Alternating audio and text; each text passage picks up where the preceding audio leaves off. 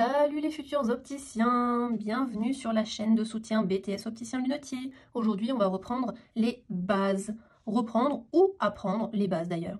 On va parler un peu des montures, des mesures, des verres, définir un peu ce qu'est la myopie et l'hypermétropie.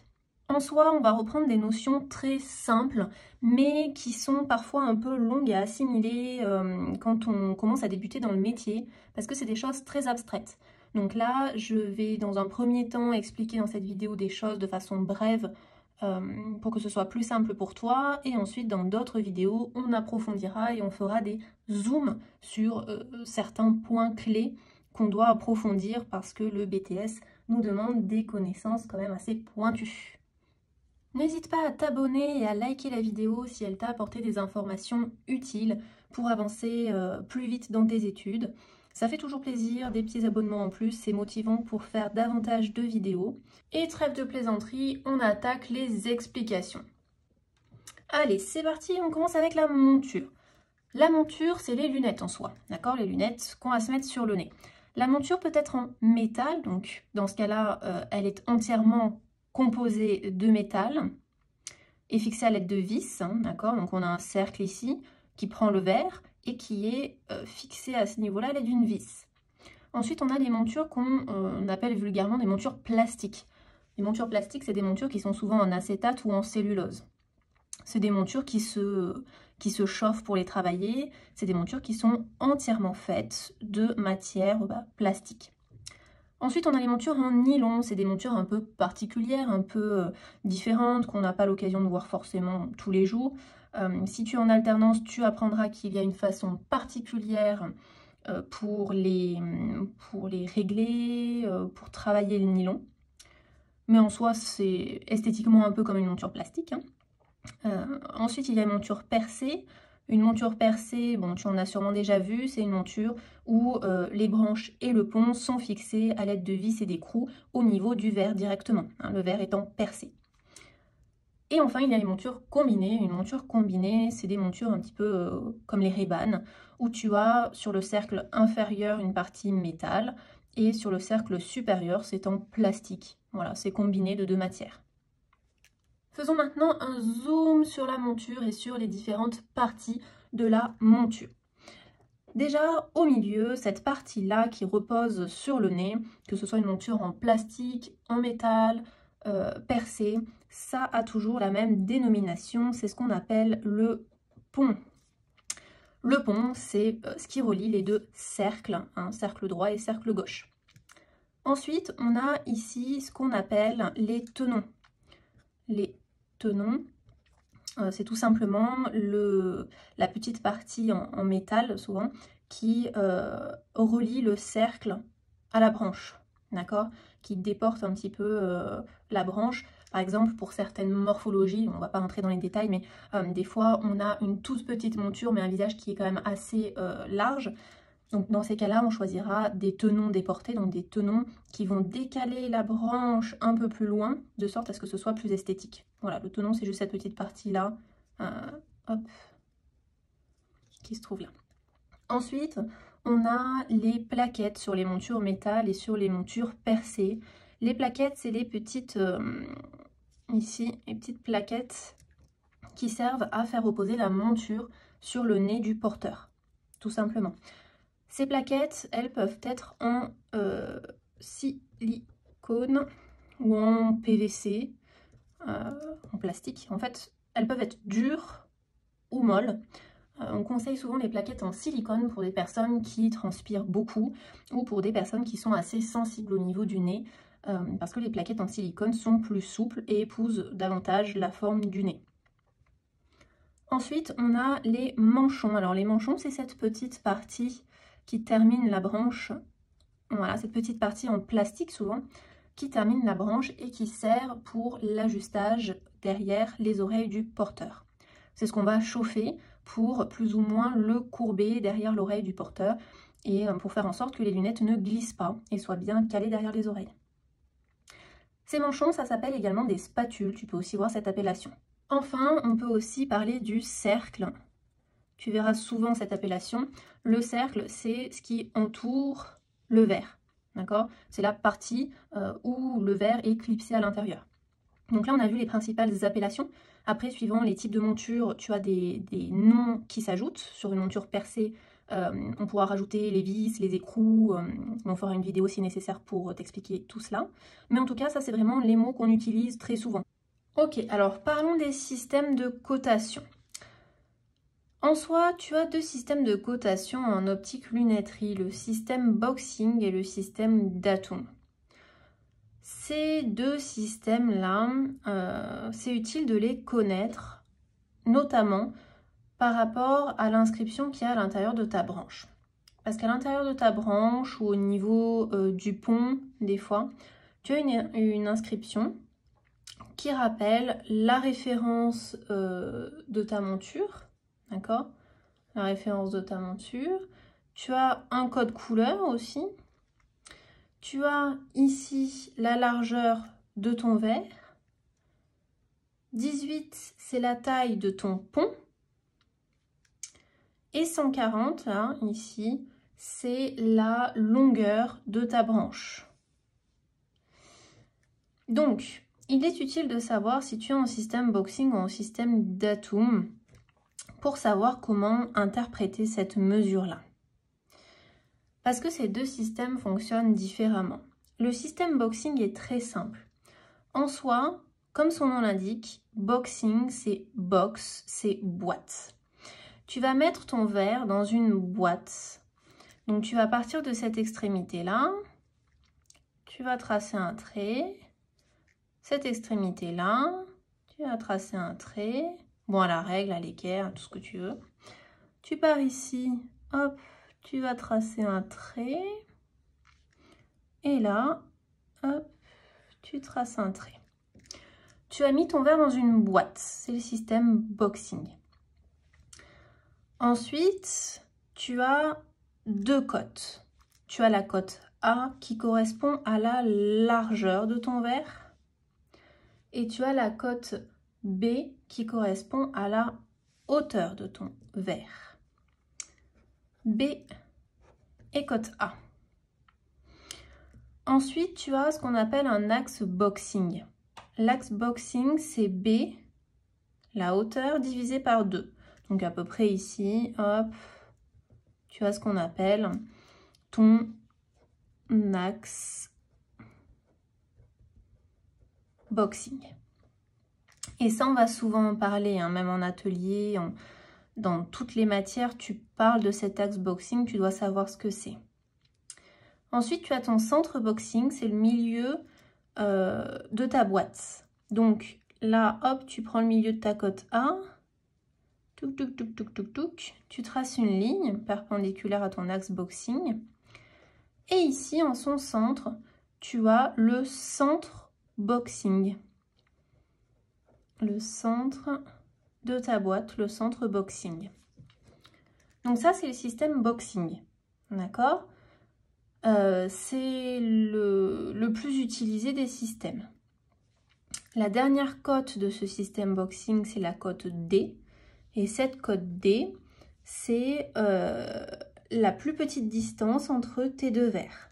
Donc là, on va partir d'ici et on peut dire que notre cote D, c'est cette distance-là que tu mesureras avec ton réglé.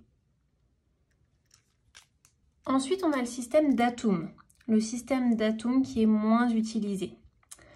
Alors, chose essentielle qu'il faut connaître, entre le système Boxing et le système Datum, même s'ils sont totalement différents par la méthode de mesure, il y a quand même une cote qui reste inchangée. C'est la cote B.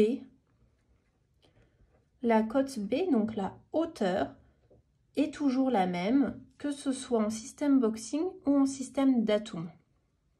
Donc, ce système Datum, il fonctionne de la manière suivante. Tu as ta cote B qui est toujours la même que pour ton système Boxing.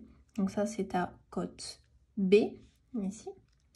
Cette distance-là, c'est ta cote B.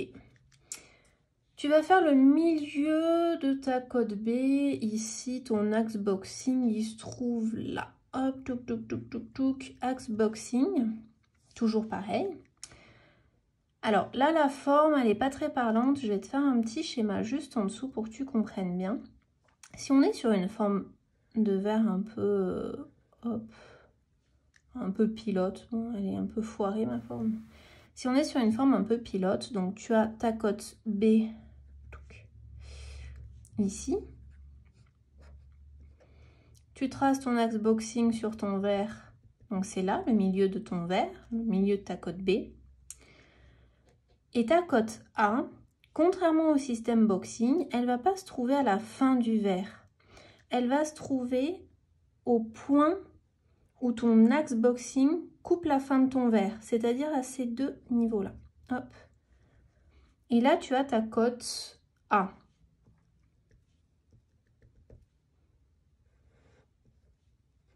Ça, c'est ta cote A. D'accord? Donc, si on le fait ici, j'ai tracé mon axe boxing. Il joint le verre à ce niveau-là, à ce niveau-là. C'est ma cote A, ici. D'accord? Sur ce modèle-là, comme on est sur un verre qui est rond, ça reste inchangé du système boxing. Mais sur une forme très particulière, c'est totalement différent. Et autre mesure qui change également, c'est la cote D, puisque la cote D, ça sera la mesure qui part ici de la fin de la cote A, hop, et qui joint l'autre verre au niveau de la fin de sa cote A également. D'accord? Donc, pour le système boxing, c'est très simple. Tu fais ta boîte, tu tires ton axe boxing milieu de la cote B de la hauteur. Tu fais le milieu de la cote A, hop, tu mets ton centre boxing et tu prends tes mesures telles quelles. De la fin de ton verre, côté nasal, à la fin de ton verre, côté temporal. Pour le système d'Atum, tu traces ta cote B, tu tires ton axe boxing milieu de la cote B parce que tu n'as pas encore ta cote A. Du point boxing côté temporal au point boxing côté nasal, tu obtiens ta cote A. Et ta cote D, c'est du point de ta cote de ton axe boxing côté nasal, ici, à l'autre point sur ton verre côté nasal. D'accord? Mais c'est beaucoup plus flagrant sur une forme particulière plutôt qu'une forme ronde où ça reste inchangé.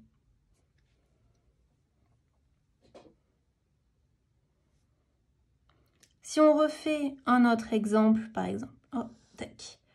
À côté, on refait un autre exemple. Donc, je vais faire une forme très particulière, par exemple celle-ci. Je trace mon système d'Atum. Je prends ma hauteur. J'ai donc ma cote B, ma hauteur, qui reste inchangée par rapport au système boxing. C'est ma cote B. Ça, c'est la hauteur de mon verre. Ensuite, je trace mon axe boxing. C'est la moitié de ma cote B. Hop, touk, touk, touk. Ça, c'est mon axe boxing, ici. Là, j'ai mon point d'intersection entre mon axe boxing et la fin de mon verre. Et là, j'ai mon point d'intersection entre mon axe boxing et la fin de mon verre côté nasal. Ça représente ma cote A. Si on était en système boxing, j'aurais tracé ma cote A de la manière suivante. J'aurais fait ma boîte, donc ici et ici, j'aurais tracé mes traits. Et ma cote A, touc, elle serait arrivée là, de la fin de mon verre à la fin de mon verre. Je n'aurais pas tenu compte de cet axe boxing qui croise, hop, mon verre côté nasal et temporal. Enfin, il y a le diamètre utile. Alors, pour le calcul du diamètre utile, il y a une formule déjà toute prête. Diamètre utile est égal à écart monture plus la cote D moins 2 fois l'écart pupillaire. Ok, donc maintenant on va définir qu'est-ce que la myopie, qu'est-ce que l'hypermétropie, qu'est-ce qu'on a quand on est myope, qu'est-ce qu'on a quand on est hypermétrope. Alors c'est très simple, quand on est myope, on voit bien de près, mais flou de loin. Quand on est hypermétrope, on voit très bien de loin, mais on force beaucoup pour voir de près. Alors, qu'est-ce qui se passe vraiment dans notre œil quand on est myope, par exemple? Quand on est myope, donc ça c'est un schéma, hein. Il faut s'imaginer que ça c'est ta rétine. La rétine c'est l'endroit où se forme l'image sur ton œil. Donc là tu as ta rétine. On va vraiment vulgariser les choses parce qu'on va considérer que tu es au tout début de ton apprentissage et que tu n'as pas eu encore les cours nécessaires pour comprendre vraiment tous les termes. Donc on vulgarise et c'est très simple. Ta rétine ici. Donc ton écran de ton œil, l'endroit où se forme l'image. Quand tu es hémétrope, donc quand tu n'as aucun problème, d'accord? Moi je vois très bien, tout fonctionne et tu as ton image qui se forme effectivement sur ta rétine, ton écran de l'œil. Ok? Donc là tu vois net, tu ne forces pas et tu vois super bien. Parce que tout se passe comme il faut que ça se passe. Quand tu es myope, ton image va non pas se former sur ta rétine, donc sur ton écran prévu pour recevoir cette image, mais elle va se former en avant de la rétine, quelque part par là ou bien quelque part par là. Et plus tu es myope, plus elle va se former là-bas, très très loin. Et plus tu vas voir très flou de loin. Imaginons que tu es myope, voilà, de moins 3 dioptries. Bon, si ça ne te dit rien, c'est pas très grave. C'est une valeur de ta myopie. D'accord? Quand tu es myope, c'est toujours moins. Quand tu es hypermétrope, c'est toujours plus le signe que tu as devant. Le myope, sa particularité, c'est qu'il voit flou de loin, mais plutôt bien de près en fonction de la valeur de sa myopie. Mais pour voir net et pour que l'image se forme sur sa rétine, il va lui falloir des lunettes pour décaler l'image sur la rétine. Ici. Et ça va être le rôle des lunettes, du verre de lunettes. Ok? Donc ça, c'est pour le myope. Pour l'hypermétrope, on va avoir le souci de l'image qui se forme après la rétine. Donc, notre écran de notre œil, d'accord? Et l'image va se former loin derrière la rétine. Alors, c'est imagé, hein, tout ça. Qu'est-ce qu'on va faire? Donc, l'hypermétrope, petit rappel, il voit bien de loin, mais force beaucoup de près. Pourquoi il voit bien de loin? Parce que son image, elle se forme par exemple ici, après la rétine.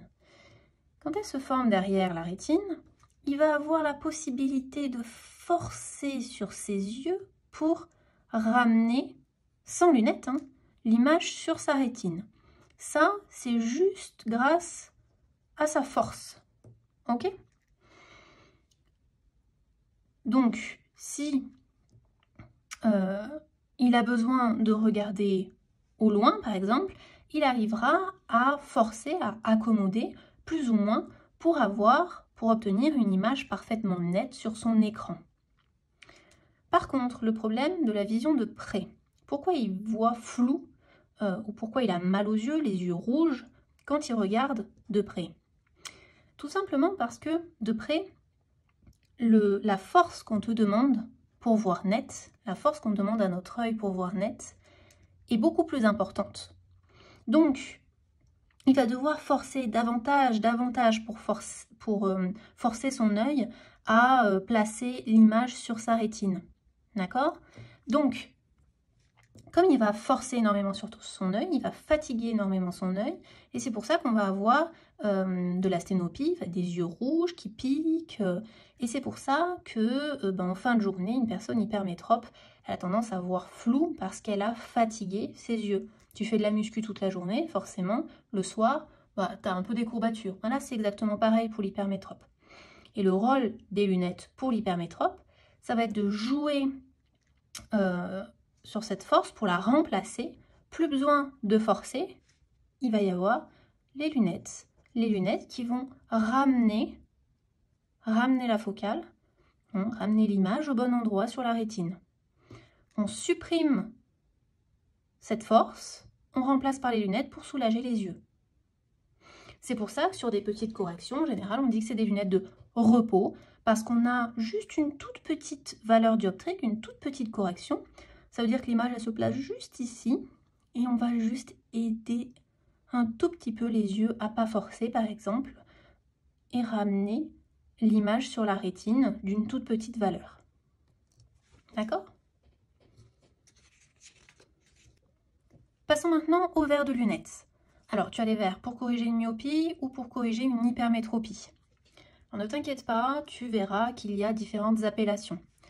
Pour un verre qui corrige une myopie, on dit que c'est un verre concave ou un verre divergent. Divergent, en fait, c'est en relation avec les rayons, donc tu comprendras tout ça plus tard. Pour l'hypermétropie, on dit que c'est un verre convexe ou un verre convergent. Le verre du myope, il va rapetissir son œil au travers du verre. C'est comme ça aussi que tu peux reconnaître facilement un myope ou un hypermétrope. Donc, myopie, petit œil, hypermétropie, il grossit son œil comme quand tu regardes à travers une loupe. La chose qu'il faut que tu saches, c'est pour un verre de myope, le calcul du diamètre utile est inutile. D'accord? Inutile pour le verre de myope. Pourquoi? Parce que la tête du verre de myope, si on fait une coupe du verre, on a un verre qui ressemble à ça. Donc on a un verre qui est épais sur les bords et très fin au centre. Épaisseur au centre, moins, parce que très fin au centre. D'accord? En comparaison, un verre d'hypermétrope. Le calcul du diamètre utile est utile. Pourquoi? Donc, diamètre utile, très important. Très important. Pourquoi? Parce que si on fait une coupe du verre d'hypermétrope, c'est un verre qui est très épais au centre et tranchant au bord. Donc là, j'exagère, hein, bien entendu, pour qu'on voit mieux. Donc là, on a bord tranchant. Et ici, cette épaisseur au centre, elle est plus. Plus on est hypermétrope, plus l'épaisseur ici sera importante. Et plus on est myope, plus l'épaisseur au bord sera importante. Mais pourquoi diamètre utile très important? Souviens-toi, le calcul du diamètre utile, c'est le plus petit diamètre que tu peux mettre à ton client pour que ça rentre dans la monture en fonction de son demi-écart pupillaire, en fonction de ses mesures, pour ne pas décentrer son verre. D'accord? Pour un verre de myope, j'ai un verre qui ressemble à ça. D'accord? Moi, je vais prendre une monture. Tac. Donc, admettons, là, c'est un diamètre 80 que j'ai commandé, j'ai pas fait gaffe. Donc, on a un diamètre de 80, un très grand diamètre. Je taille mon verre, d'accord, pour le faire rentrer dans ma monture. Tu reçois ton verre en palais. Si ta monture, elle ressemble, là, je sais pas, c'est une petite monture rectangulaire comme ça. Enfin, plus petite, parce que sinon, ça passe pas. Donc, là, par exemple, ton diamètre, il est trop petit par rapport à ton verre. D'accord? Donc, ça, c'est pas bon. Tu reçois ton palais. Ta lunette, elle ressemble à ça. Ça, c'est ton verre de lunettes. Moi, je vais tailler tout ça. Ok? Donc, il y a toute l'épaisseur au bord là qui part. Donc, l'épaisseur la plus importante, ça sera à ce niveau-là. Tu es d'accord avec moi? Parce que ton palais ressemble à ça. Donc là, tu tailles le verre. Donc, en soi, ton épaisseur au centre, ça sera toujours la même. C'est l'épaisseur au bord qui augmente en fonction du diamètre. Si tu choisis une monture d'une taille moyenne, d'un diamètre moyen, en soi, tu t'en fous l'épaisseur au bord. Pas besoin de calculer le diamètre utile. Pour l'hypermétrope, par contre, tu reçois ton palais toujours comme ça. Hein, ok? tu t'es planté, tu n'as pas calculé le diamètre utile, tu n'as même pas calculé le diamètre de commande, rien fait, ok? Tu reçois un énorme verre. Parce qu'en fait, plus le diamètre est grand sur un verre hypermétrope, plus ton épaisseur au centre, là, elle va augmenter, forcément. Hein. Donc, tu obtiens quelque chose comme ça. Donc, tu as toujours tes bords très tranchants, ça ne change jamais.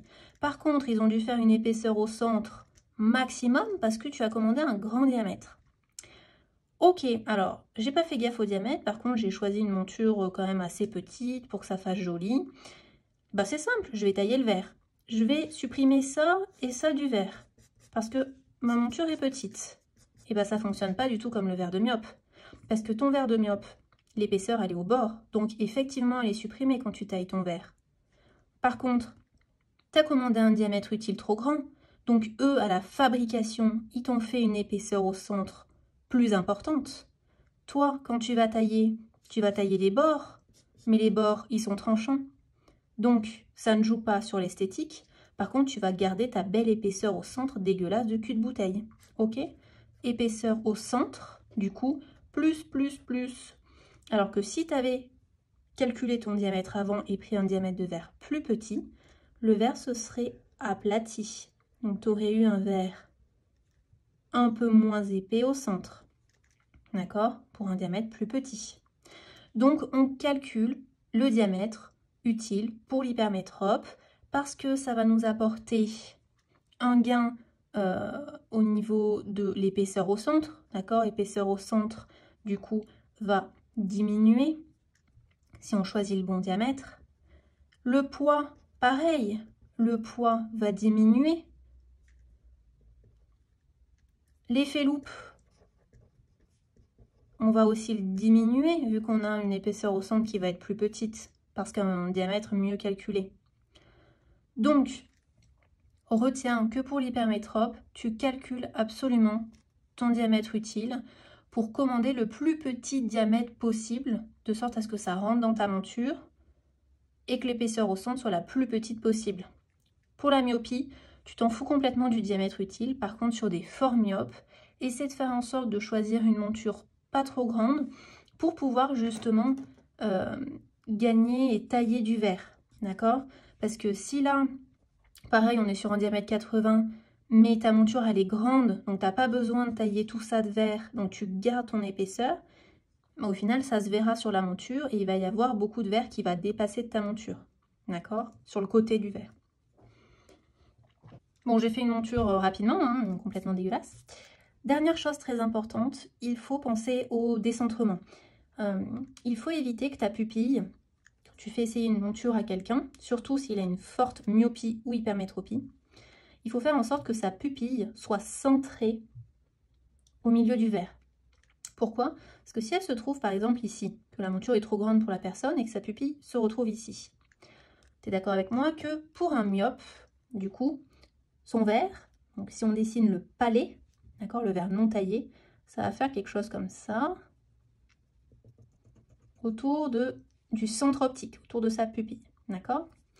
On a dit que le verre de myope, il est plus épais au bord, plus. Donc qu'est-ce qui va se passer? Ici, on va avoir une épaisseur maximale, d'accord, un verre très épais à ce niveau-là. Et là, bon, on va avoir un verre fin, ok, mais du coup là, ça va être dégueulasse. Alors que si tu centres bien ton verre, ton palais, hop, il va bien se placer tout autour de ton centre optique. Et donc du coup, l'épaisseur de ton verre va être uniformisée. Tu auras ici un verre fin qui va s'élargir au bord vers l'extérieur. Mais en soi, tu n'auras pas une épaisseur plus importante de ce côté ou de ce côté. Alors que si ta pupille est complètement décentrée, à ce moment-là, ton épaisseur va être mal gérée et tu vas avoir quelque chose de très inesthétique. Pareil pour un verre hypermétrope, d'accord? Tu vas avoir du coup une épaisseur qui va pas être bien uniforme. Et par exemple, sur un verre hypermétrope, imaginons que c'est un verre hypermétrope ici. Prenons la couleur l'hypermétropie. Tac, tac, tac, tac, tac. On a le verre hypermétrope, donc le palais non taillé. Ici, wow, chouette, on va avoir quelque chose d'hyper fin. Donc déjà, trop fin, c'est pas bien non plus parce que ça peut être cassant. Mais ok, d'accord, on a quelque chose de très fin ici, au top. Là, oh bah ok, d'accord, bah j'ai plus qu'à tailler ici mon palais tout autour, tac, nickel. Sauf que là, quand tu vas tailler ton palais, comme ta pupille, elle est décentrée, tu vas tomber en plein dans l'épaisseur ici au centre de ton palais. Donc, côté nasal, tu vas avoir un verre extrêmement épais parce que tu vas tailler dans le centre du palais. Et ça peut être gênant pour le réglage des plaquettes, hein. Ça peut être très gênant. Alors que si tu centres bien ton verre, ton palais, hop, il se met tout autour de ton centre optique. Tu as ton épaisseur forcément plus importante au centre, mais c'est bien géré. Donc sur les bords, on aura des bords tranchants et ça sera beaucoup plus esthétique. Et voilà, cette vidéo est terminée. J'espère qu'elle aura pu t'aider à comprendre certaines notions plus ou moins abstraites et qu'elle te permettra d'avancer plus vite dans tes études et dans ton travail au magasin si tu es en alternance. N'hésite pas à t'abonner, à liker parce qu'il y aura bien d'autres vidéos. Tu n'es pas tout seul dans ta galère de BTS, ne t'inquiète pas, je suis là pour t'aiguiller et n'hésite pas à mettre en commentaire les vidéos que tu souhaiterais voir. Salut la team opticien!